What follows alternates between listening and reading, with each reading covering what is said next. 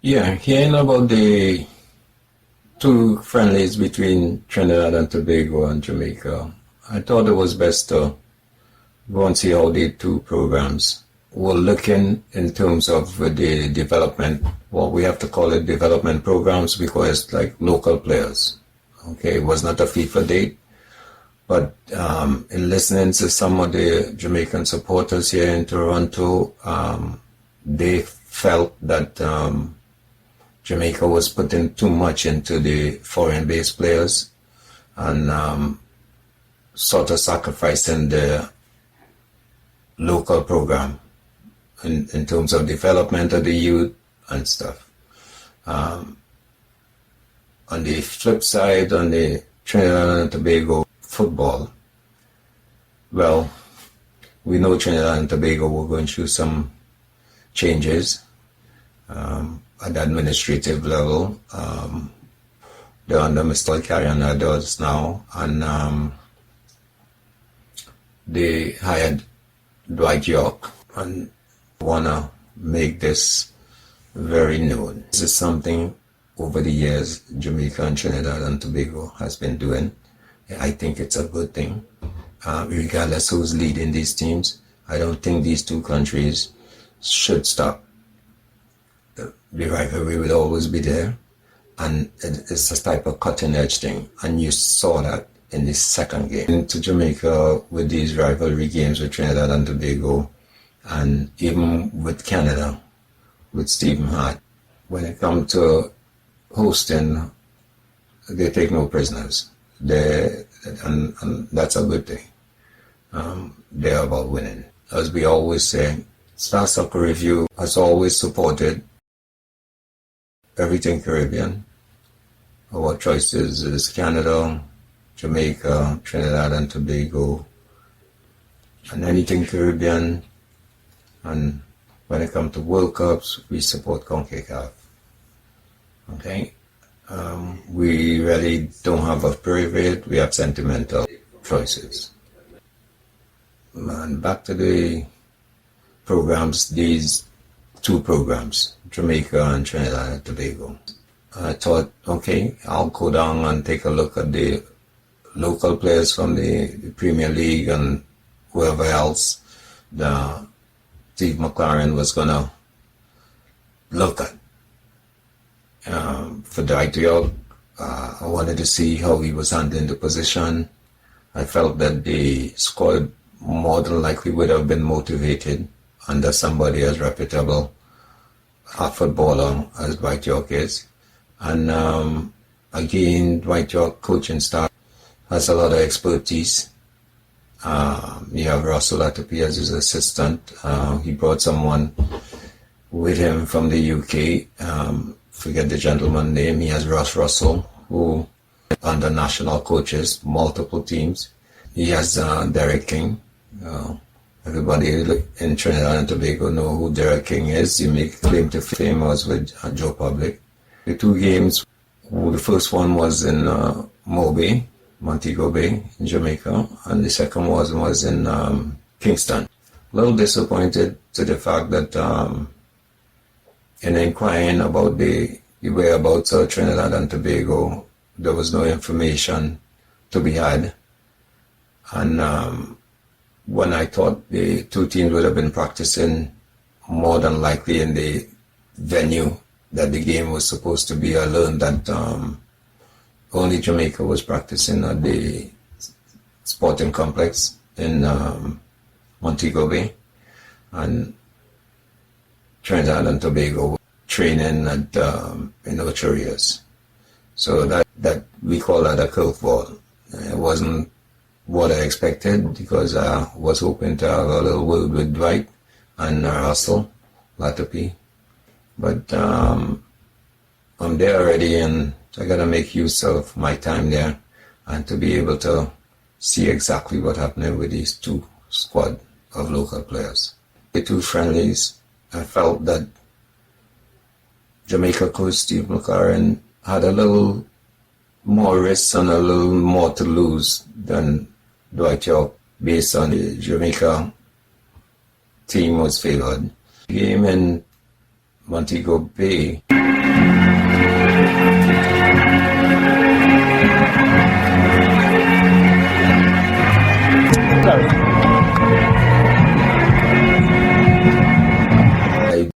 didn't go to Jamaica to dissect too much. I just wanted to see how Dwight Yorke was leading the team and what the potential of the Trinidad and Tobago team could have been in moving forward to qualify for the Gold Cup in March and the World Cup. Interviewing with McClaren prior to the game, what was that like? Being able to see him and of course the memories we had together. Yeah, fantastic. I have a lot of admiration for Steve McClaren. He's been an integral part in terms of the success of Manchester United when he was there as one of the coaches. So my affiliation with Steve is nothing but admirable. I'm delighted to have him in this part of the world, the experience he brings, the know-how. I have maybe one or two tricks on him. I was hoping to get one over him tonight, but that didn't case. So I realized that it takes some time to close the gap with him. And this again gives me another opportunity to talk against him.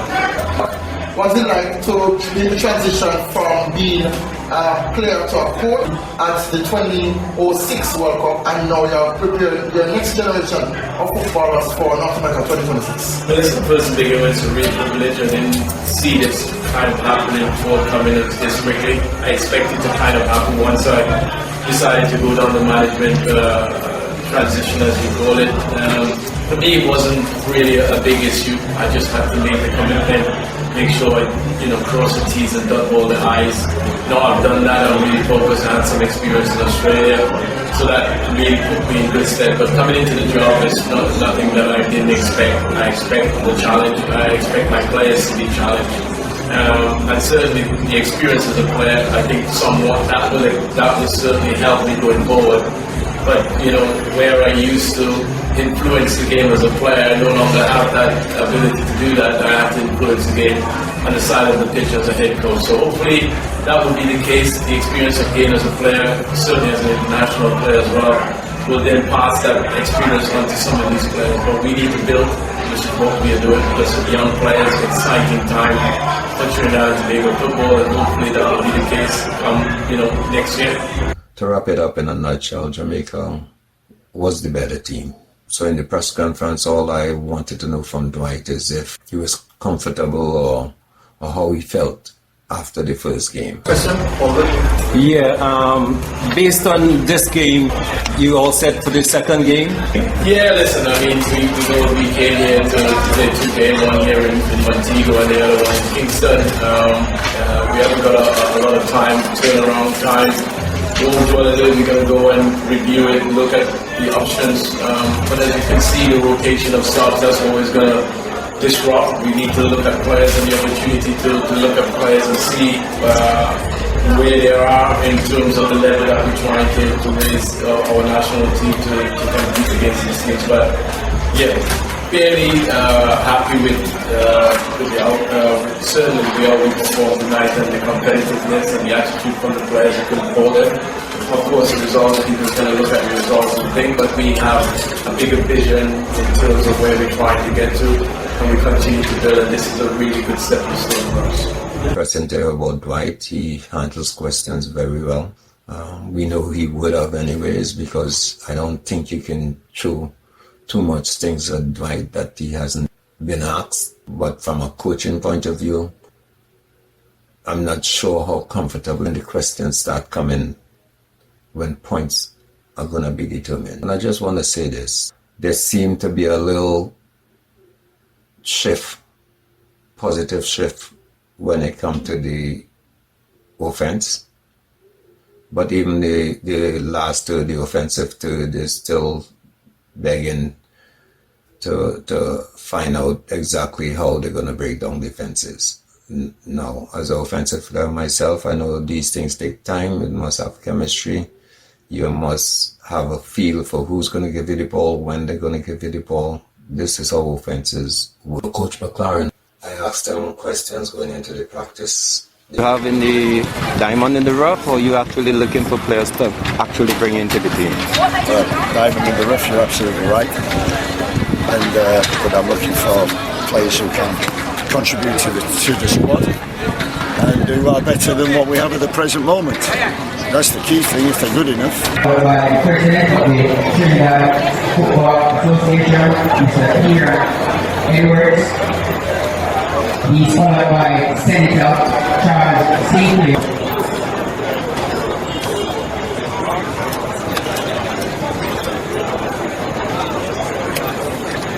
Coach McClaren, in the press conference, yes, he was, I wouldn't say jubilant, but he was a little more comfortable with the Jamaican media, who was more inclined now to ask him if he intend to use some of these local players and if he think they should have more, games and stuff. And that was good.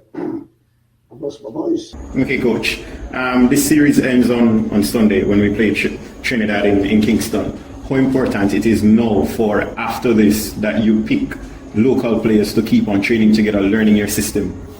That would be ideal, but the JPL is so congested with fixtures.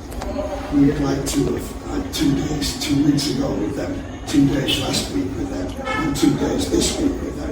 And then they get familiar with what international football is all about and what we're trying to bring to the national team. And it's a lot to learn. You're not going to learn in 2 days. The attitude, the effort, the work rate, and the quality in the end, they're going to win. Again, it was 0-0 at the half. It was 1-0. I knew he had us to be under more pressure than Dwight, because he's expected to win and he's hosting. On the lighter side, what half did you lose your voice? First half, second half, where did you feel a little more pressure? I lost it after yesterday's training. Okay, and how you look at the program with this one game under your belt going into Sunday? Recovery, we've got a big squad. You saw the energy that the substitute brought.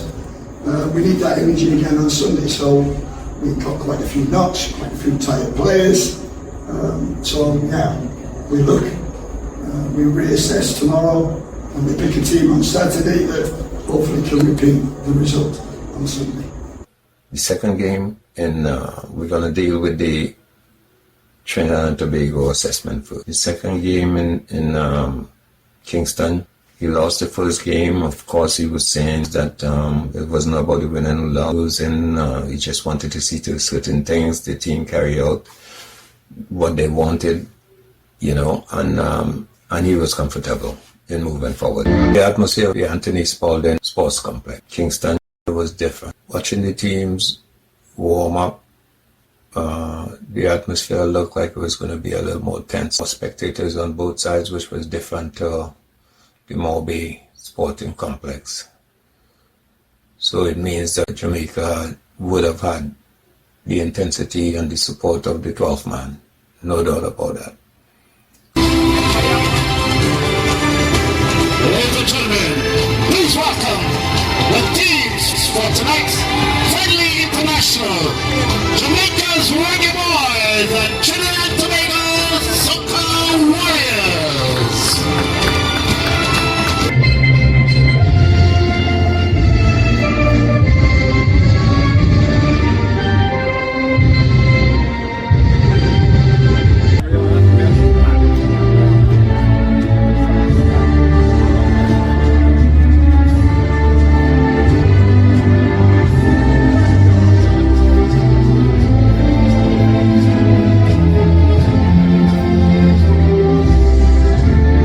First started somewhat similar to Montego Bay because Trinidad was in the game.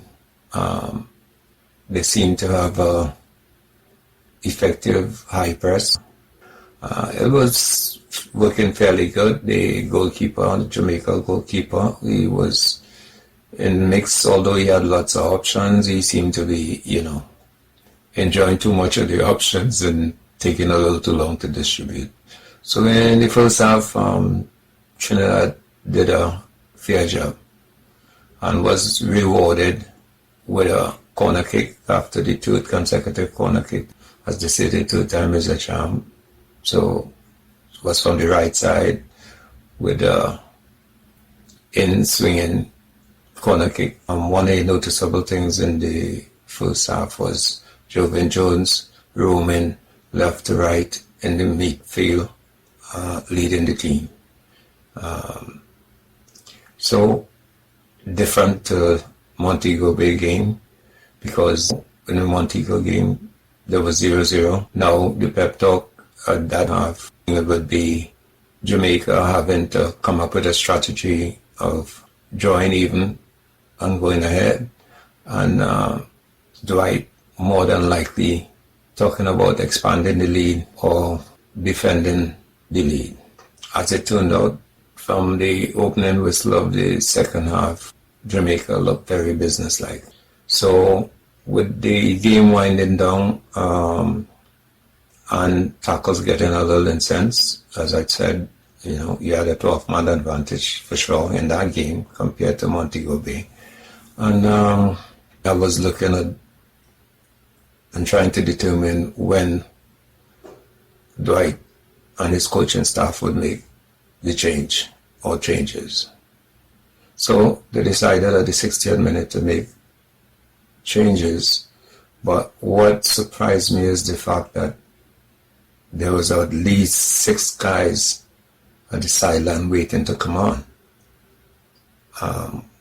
We're talking about 15 minutes already into the second half.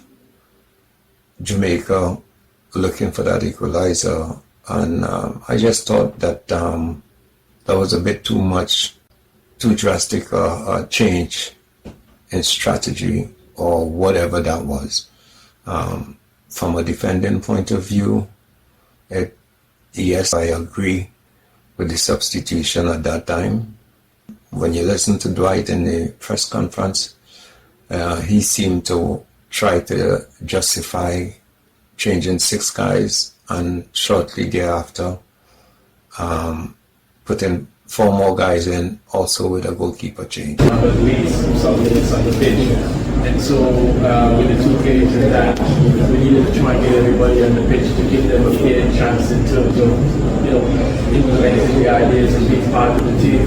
So my answer was not forced, but it was part of our strategy to definitely implement. Wanted to make 11 changes straight away. But unfortunately, only 6 to warm up at the time. So that kind of restricted us from making the substitute. But then we had to change the formation. I'm not sure if you're aware of that. We went to a 4-4-1 system in the end instead of a 5-3-2 that we played earlier on. So again, the players have to take in those instructions, and sometimes in the game, and sometimes as we progress, we may have to make those changes. Depends on the opposite pressure. Dwight, the full scale changes, you're saying they were predetermined and you could only make 6 at a time? Did you think the timing was right at that time based on the run of play to make those changes? We had the numbers, we do those due diligence work, we know exactly who is playing, who's not playing, who needs time. So those that was planned from before. We don't second guess what we do. We sit down and go through every details as to what substitution, when substitution, what is going on, because some of these players obviously play a little bit. We needed guys to get 30 minutes so we know exactly who was going to come on. If I could have made 11 substitution at that time, 60-minute mark, I would have done. But unfortunately, it kind of disrupted us a little bit. But eventually we get back at it, unfortunately. Because so did you find it worked for you? I was very happy. I'm very happy with of course, the results have been kind of towards us. But overall, I am very pleased over the 2 days, the 2 games that we played. And as I said, there's a lot of hard work to be done. And this is just another step in the right direction. Thank you very much. But even if you plan on playing 10 guys or 12 guys or 14 guys, the game still dictates when you want to put these guys in, right? It could have been done 3 at one time, maybe a little earlier, because it was definite that Jamaica had taken over the game for that second half.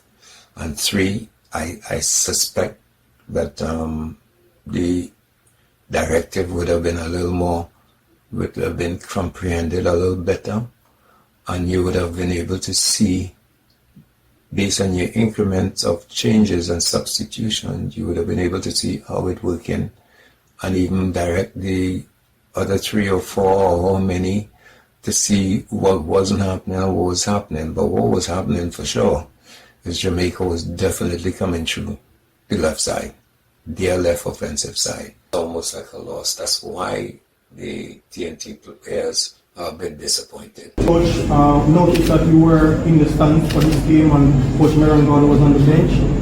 Any reason for that approach? Yeah, I get a better view from above in terms of assessing players. Outside, when you're at ground level, you know there's a winger at the far side. You can't quite see what he's doing, whereas at that level, one, I can understand tactics of the games and make changes and adjustments. And two, I get a better picture of the players, all the players. So sometimes you follow the ball and then you low down, you see feet and legs, and that end, whereas when you're higher up, you have a better picture. That of view, I call it. You can see the whole field. You can see whether one of our most important things was talking about keeping the team compact in West Defence. And when you're up there, you see everything.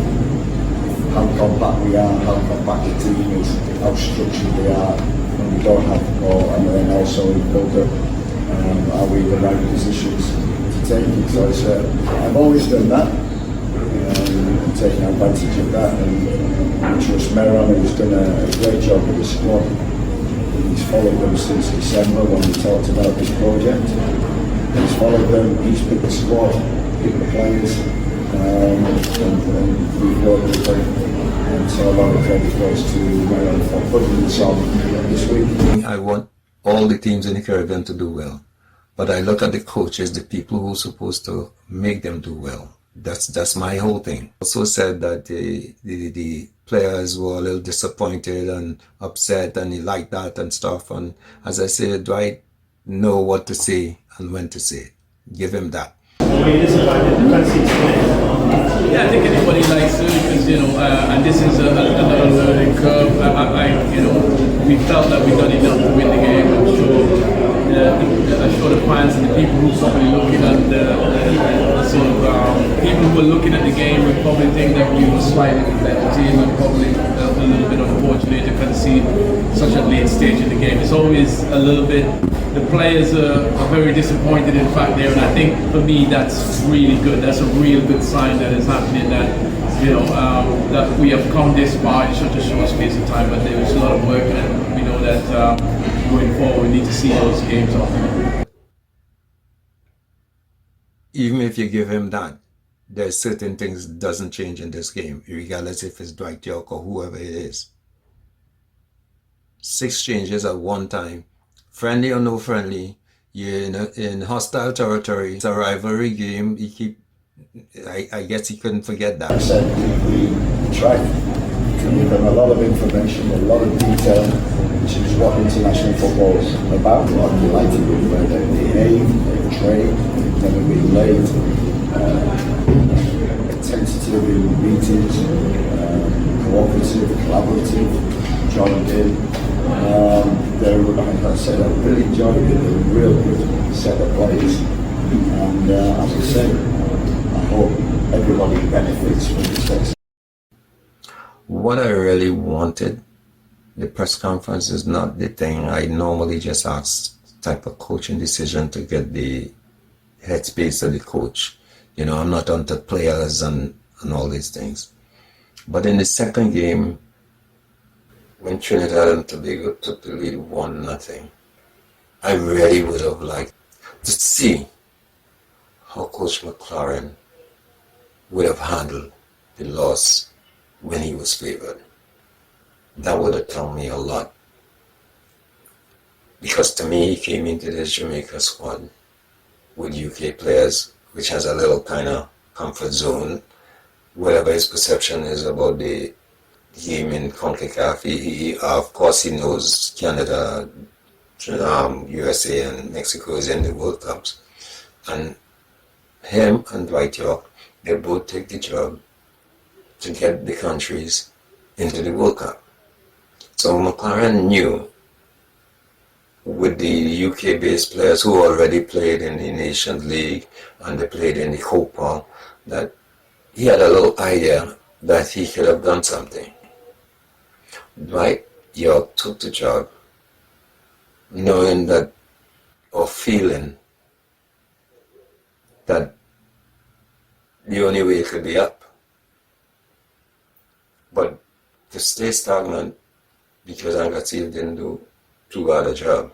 Nobody can say, regardless of the perception that his tactics was defensive or whatever. When you don't have the proper personnel to play, you would always look defensive. Your time of possession would be minimal. It's the same thing Trinidad and Tobago didn't have the time of possession in the Jamaica game.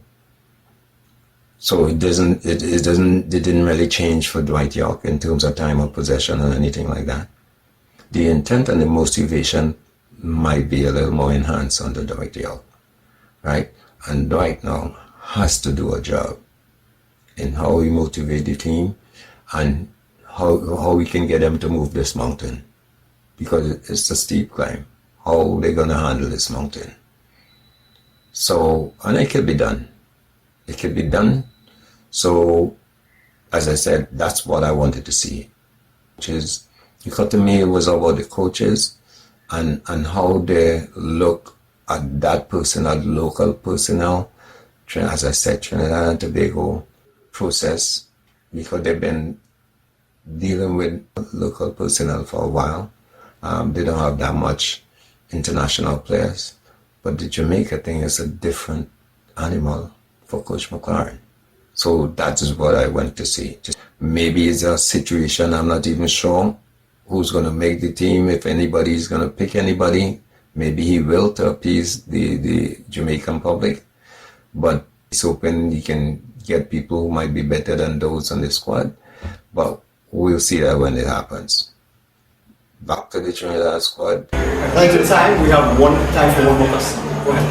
Let's come back to the attacking third. A lot of people in Jamaica would say that look at JPL and see Kylie Harvey. He's not in the Trinidad team. A lot of people is wondering what he's handling. He had a wonderful tournament in the Caribbean Club Championship with Cavaliers, scoring a lot of goals in the JPL, not in the Trinidad team.